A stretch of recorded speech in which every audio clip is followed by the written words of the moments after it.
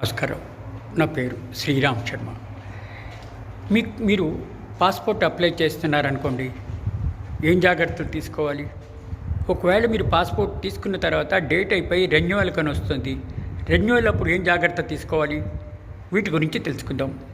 మీరు passport apply చేసేటప్పుడు మీ birth proof కోసం 10th క్లాస్ సర్టిఫికేటు లేకపోతే బర్త్ సర్టిఫికేటు చాలా జాగ్రత్తగా చూడాలి.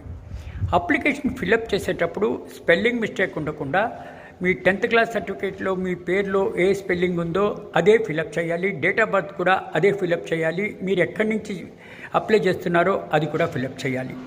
తండ్రి పేరు, తల్లి పేరు, మీ పేరు స్పెల్లింగ్ మిస్టేక్ కాకుండా చూసుకోవాలి.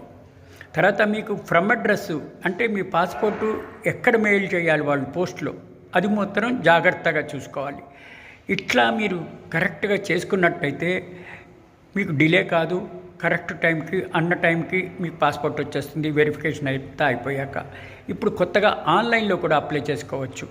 ఆన్లైన్లో అప్లై చేయాలనుకున్నా కూడా మీ డేట్ ఆఫ్ బర్త్, మీ పేరు స్పెల్లింగ్ మిస్టేక్ లేకుండా 10th క్లాస్లో ఏది ఉందో అది, మీ ఫాదర్ పేరు యాజ్ ఇట్ ఈజ్గా ఉండాలి.